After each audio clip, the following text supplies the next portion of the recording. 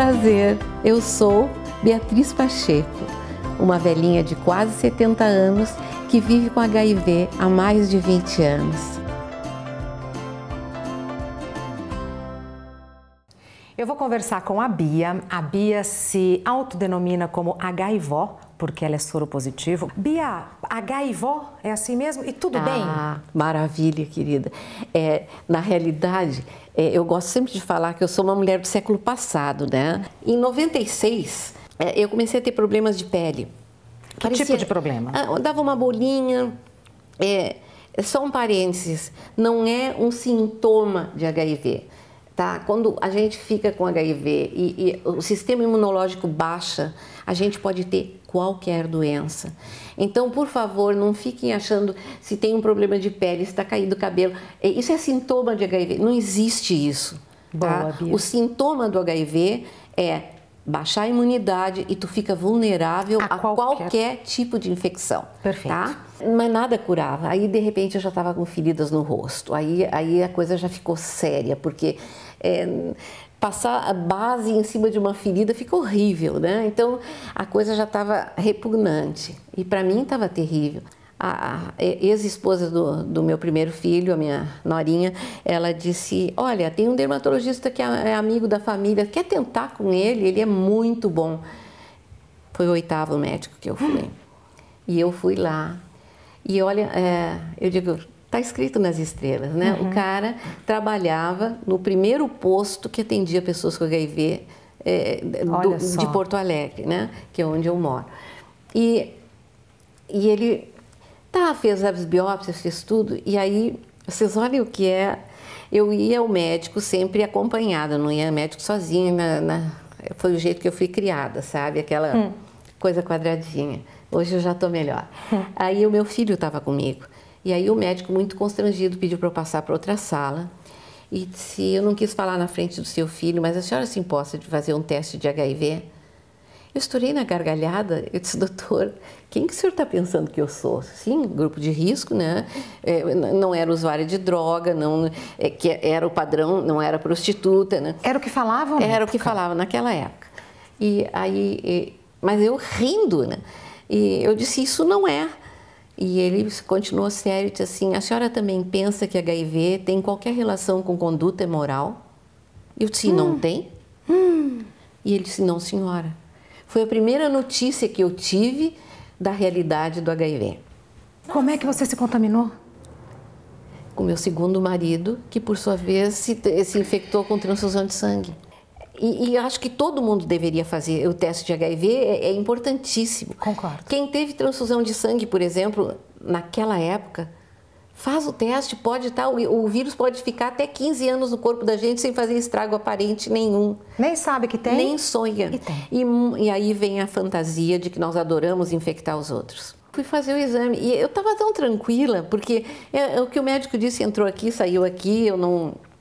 E eu fez o teste. Fiz o teste, fui sozinha fazer o teste, busquei o resultado sozinha, mas o buscar o resultado sozinha foi o seguinte, era um dia lindo de sol, lindo, lindo, lindo.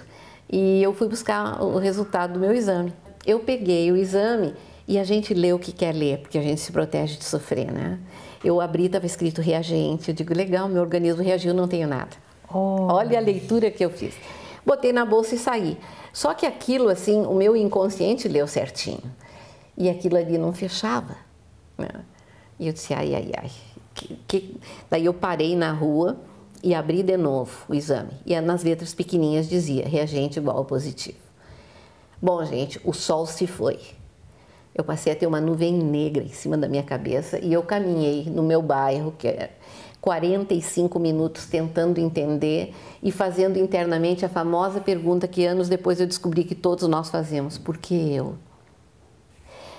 Aí eu fui para casa e liguei para o meu gordo que estava trabalhando, ele era auditor fiscal da Delegacia do Trabalho. Agora o Carlos, o gordo da minha vida, foi criado no meio feminino e esse gordo entrou na minha vida para me completar. Bia, nesse momento te passou pela cabeça que você poderia ter contaminado ele? Tudo, querida, tudo. pavor. E como eu não sabia nada de HIV, vieram as fantasias. Podia ter infectado meus filhos. Dentro da fantasia, gente. Da ignorância, dentro da nossa ignorância. E é triste dizer, isso já faz 20 anos e muita gente hoje ainda pensa como eu pensava. Tá?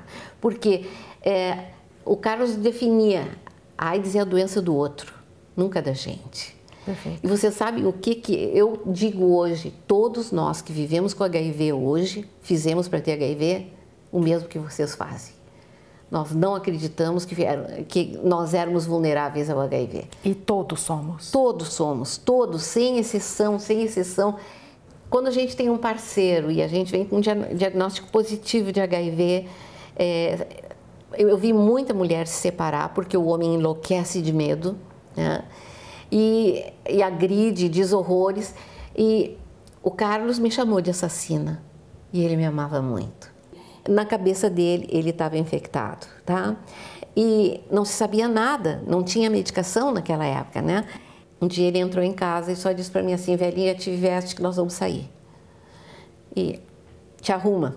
Eu me arrumei, nem perguntei, eu estava andando em ovos. Não sabia nada de coisa nenhuma. Quando nós estamos caminhando na rua, eu olho para ele e as lágrimas estão correndo. Eu digo, ai meu Deus, o que houve? E ele puxa do bolso e me alcança o resultado do exame dele, deu negativo. Gente, eu tinha vontade de sair gritando pela rua, né? Mas assim, eu não tinha infectado o amor da minha vida. Camisinha, vamos falar em camisinha, vamos. Tá? Por quê? Ele não tinha o vírus, eu tinha. Ele não tinha se infectado comigo naquele período, então eu não queria nem arriscar. A primeira camisinha, gente, a gente só conhecia uma marca. Eu não conhecia marca nenhuma. Porque isso não era coisa de moça? Não, né? Moça séria, né? Nossa, hoje é coisa de gente. Bom, aí ele trouxe a tal da camisinha. Gente, que horror. Ele colocou aquilo e... Eu sempre tive sutileza de Jamanta e eu olhei e estourei na gargalhada, né? Porque era mais ou menos como o Brasil dentro do Uruguai, sabe? Apertadinho. Tudo. Então ele chamava aquela marca de camisinha de a esgueladora. Gente, que horror! Mas não dava, eu dizia, meu Deus, não posso querer que esse homem use isso, como é que ele vai ter prazer com uma coisa dessas, né? Tudo estrangulando ali, a estranguladora para matar. E o gostoso é quando os dois têm prazer, né? Lógico, querida. E aí nós começamos a fazer uma coisa que a nossa idade permitia fazer com tranquilidade. O quê? Quando a gente fazia palestras pelo interior, na área de saúde e segurança do trabalhador, né? A gente ia para as farmácias procurar preservativo diferente. Bom, aí foi o meu... O prazer já começava aí. Nossa, o prazer começava só no pensar em fazer coisa nova. Aí, gente, em Santa Maria, no interior do Rio Grande do Sul, tinha uma farmácia no calçadão e ali eles eram inteligentes, eles botaram lá os preservativos e tinha do lado de cada um preservativo aberto. E tinha preservativo colorido. Ah, gente, olha aqui, preservativo colorido. Foi o início, bem o início da DKT. Foi o meu primeiro conhecimento com a DKT e Prudence, entende? E é essa marca, vamos experimentar. Gente, a textura, deste tamanho, dessa largura. Gente, ali começamos as festas. Tinha de chocolate, tinha de morango, hortelã. Nossa, de repente surgiu uma texturizada. Aí melhorou muito. Oi, querida. Nossa Senhora, gente, por que não contavam isso? Por que não ensinaram no colégio isso pra gente, né? E aquela história felicidade, tu descobre. E eu fui descobrir outras coisas. Tu te ama, vai pra cama e usa um preservativo. Tá? Usar preservativo é ruim, viver com HIV é bem pior. Porque enfrentar o preconceito e tu conseguir sair bem disso aí, tu tem que malhar. Eu já não tenho mais problema. Mas foi um árduo caminho, né, Bia? Foi, é doloroso, é muito complicado e envolve muita gente, porque a gente tem família. A gente percebe, assim, que enquanto nós estivermos escondidos, o preconceito vai ser imenso. Porque nós, você diz, os portadores nós que vivemos com HIV, tá? O sigilo era válido no início, quando a gente não sabia como transmitir o HIV. Então, a gente, para se proteger, se escondia. No anonimato. As coisas evoluíram de tal maneira, nós temos vida absolutamente normal. Eu vou me esconder por quê? Boa, Bia. Porque eu tenho um vírus dentro do meu corpo, ele está lá. E eu não deixei de ser quem eu era. A mulher séria, honesta, digna, correta. Boa mãe, boa amante, nada, boa tudo. Nada, não mudou nada. Só que a fantasia e os mitos que existem em relação a nós.